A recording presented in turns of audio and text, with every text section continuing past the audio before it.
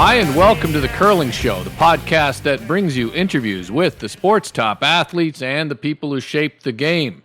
Brought to you by Fit to Curl, a sport-specific guide to training for the world's greatest game by 2010 Olympic gold medalist and 2011 GP Car and Home Players Champion, John Morris, with some assistance from me, Dean Gemmell. Not only will following the programs in Fit to Curl help you stay healthier and more active, they'll pay off next curling season when you make a few more shots, sweep more effectively, and feel better on the ice. Get your copy of this best-selling book at fittocurl.com or at your favorite pro shop or curling equipment supplier. The Chief Marketing Officer of Capital One Bank in Canada, Ian Cunningham, welcome to The Curling Show. Hey, Dean. Great to be here. Well, it's a pleasure to have you, Ian. It's another season of Capital One's strong support of curling in the books, and curling fans everywhere are grateful for Capital One's involvement. But I also know that while your company is associated with numerous charitable causes related to curling, you're in this with some profit incentive. Tell me why you and your company like to be associated with our sport. It's a great question. We launched our brand back in 2005, and as we looked across the different opportunities in the sponsorship world, I mean, we did an intense review of all the different sports and arts and entertainment and everything else, and it really came out with a great view on the opportunities within curling, and in that time it was really the Grand Slam needing somebody to step up and sponsor it. It had come a long way, but it still needed some help, and curling just being us entering the country, being an American brand, and curling being a quintessentially Canadian game, as we learn more about it in terms of getting to know the players and the people and the fans, it's been a great decision for us. I mean, it was a good overall investment in terms of what it cost us to get in. Now we've continued to invest in different activities over the years, including the $1 Million Button and involvement with the Rocks and Rings program that Chad McMullen leads. But each year we've tried to make it a bit better, and it's been really the lead up to the Olympics was great. So it has really paid off for us in terms of brand awareness, and that's one of our key measures. You're always guaranteed a great TV audience too. Now, you weren't a curler before you got involved, were you? I was the guy that had the once a year fun spiel with his buddies. We'd go out and hack around, and I was terrible, to be honest with you. So was your reaction to curling, was it a little bit like some others in the corporate community? You really have to be convinced that it's a sport that can raise a company's profile as effectively as, say, hockey or pro basketball or something else? Yeah, I mean, the funny thing, when you look at those other sports, there are so many sponsors within it. It looks like a big mural or a mosaic of just different logos and stuff. So the ability to really own a property and stand out and influence it just really doesn't exist in many sports beyond curling, or at the time when we entered it anyway. Yeah, I think that's a good point, and good thinking that you can own the sport a bit right now, for better or for worse for curling, but there are opportunities to really brand yourself with curling. Hey, despite the fact that I know him well and tend to think that he's not really all that clever, I'd have to say that there's a certain podcaster out there who has spent the last few seasons suggesting that one thing the Capital One Grand Slam Series needed was stronger individual identities for each event. So tell me, Ian, about some of the new things we might see at Capital One Grand Slams next year.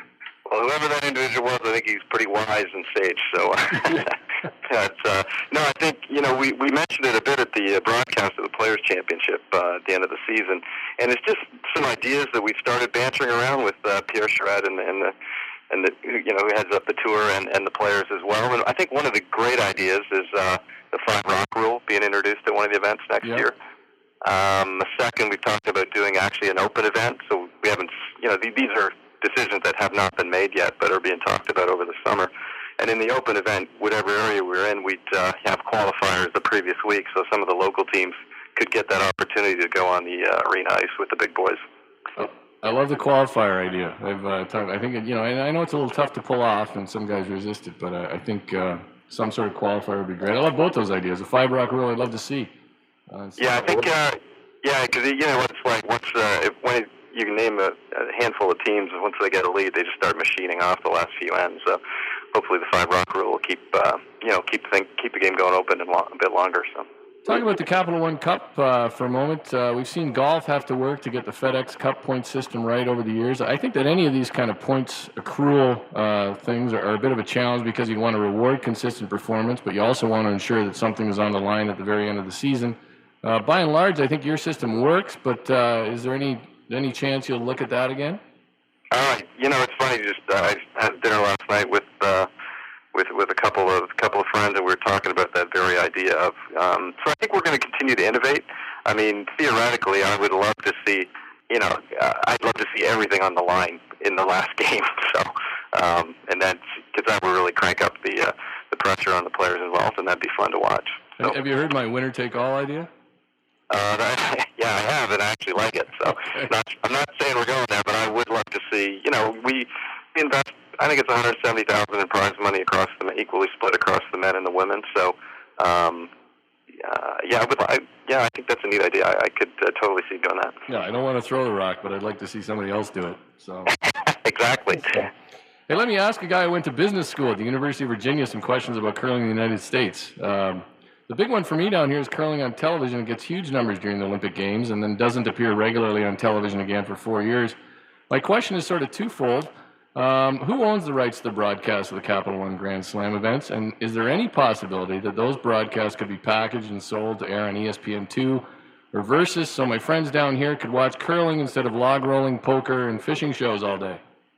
Yeah, that would be, actually, it would be iSport, so headed up by Kevin Albrecht. So it would probably be, probably it's a good idea to give him a call and check into that because, if there's the demand, and certainly with all the sports networks in the U.S., it's almost surprising there isn't a larger curling broadcast. Okay, so I'll hang up with you and I'll call Kevin. Yeah, let's just bridge him in. We'll give him a call now. All right, that'd be great. Right, unexpected. But, it's funny because I know Versus is crazy for content or desperate for content, and all the networks are. And, during the Olympics, I think what we learned down here was that Americans didn't really care if they were watching Americans curl. They just wanted to watch curling. So yeah, absolutely. I tend to think it would be a nice fit. Would you ever entertain ideas about a Capital One Grand Slam and, I don't know, maybe a place about 30 minutes from me, like Manhattan?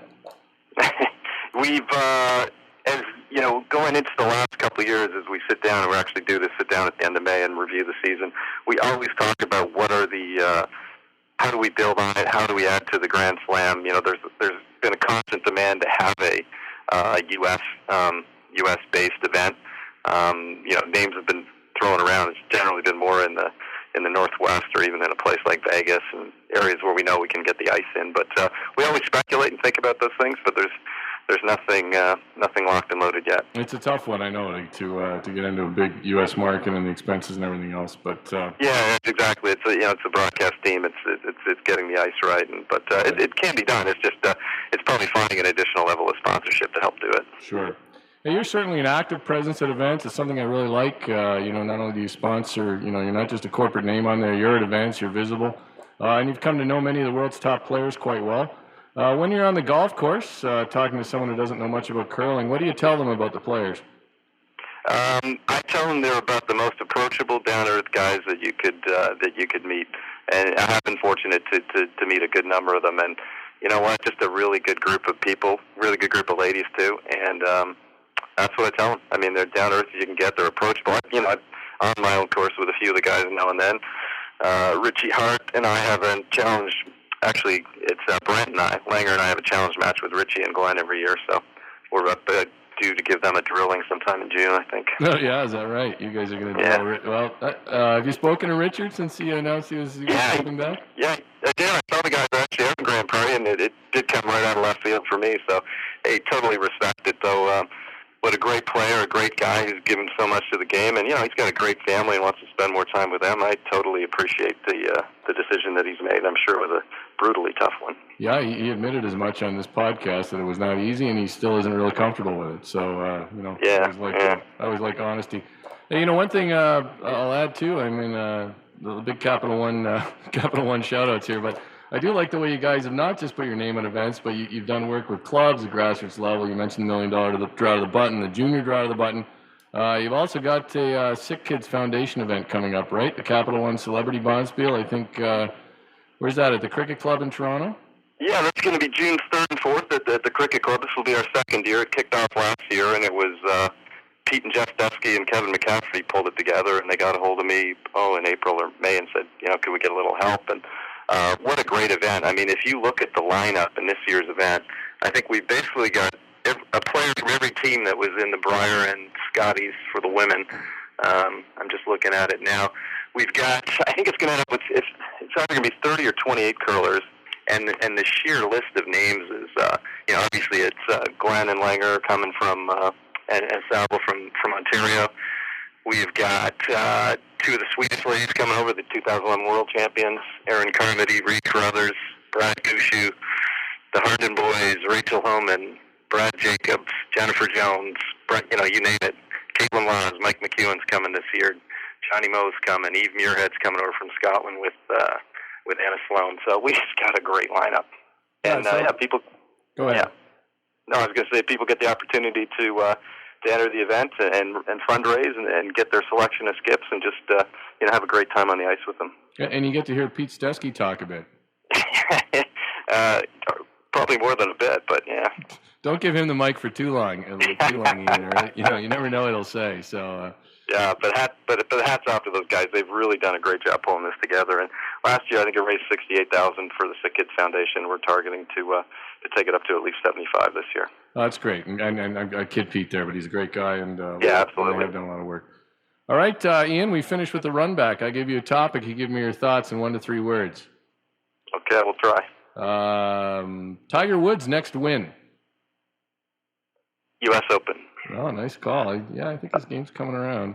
I actually got a chance to play with Tiger at the Bay Hill Pro-Am back in March. Oh, did you? Quite an experience, yeah. Yeah? Did he chat much? You know what? He was great. He came up on the first tee and talked for 18 holes. So people told me he wouldn't, but I went in with low expectations, other than obviously seeing a great golfer. But he turned out to be a pretty good guy. Steve Yzerman's job with the Lightning.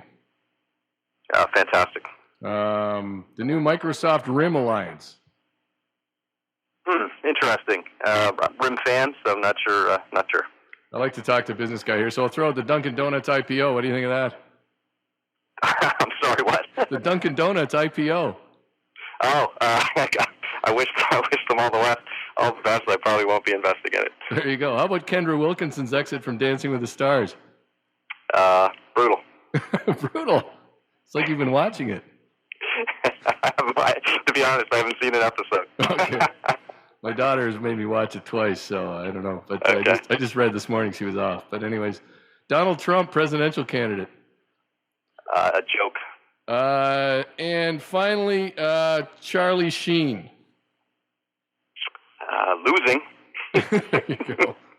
All right, Ian, hey, I appreciate your time. I usually give all the players a chance to name their sponsors at the end of the show. I should probably mention Capital One at the end of every show, but I don't know if there's anyone you want to particularly thank or mention for their support of the events and anything else. I'll just give a last plug for the Celebrity Bonspiel coming up, and Callaway and Odyssey Putter gives us a hand with that, as well as Equifax and iShares and Mackenzie Investments. So, hats off to those guys for stepping up for a great cause as well. And where does someone go if they want to enter the Celebrity Bonspiel? It's you can go to celebritybondspiel.com. Yeah, and it's all right there. And you can. I'd like to thank you too, Dean, for all your support of the Slams and the Capital One over the years too. Appreciate it. I appreciate that, Ian. I'm a big supporter of them. I'd like to see them just continue to grow, and I think that's really where the game needs to go. So, anyways, Ian, thanks. I take care. I think you're appreciate your time, and we'll talk again sometime. Yeah, you have a great summer. We'll talk in the fall. That's Ian Cunningham on The Curling Show. And may I remind you that the start of curling season is really less than 4 months away. If you're not training now, you won't start that season as well as you will if you are. You can buy Fit to Curl at fittocurl.com and at Better Curling Pro Shops. As always, thanks for listening. Enjoy some pudding.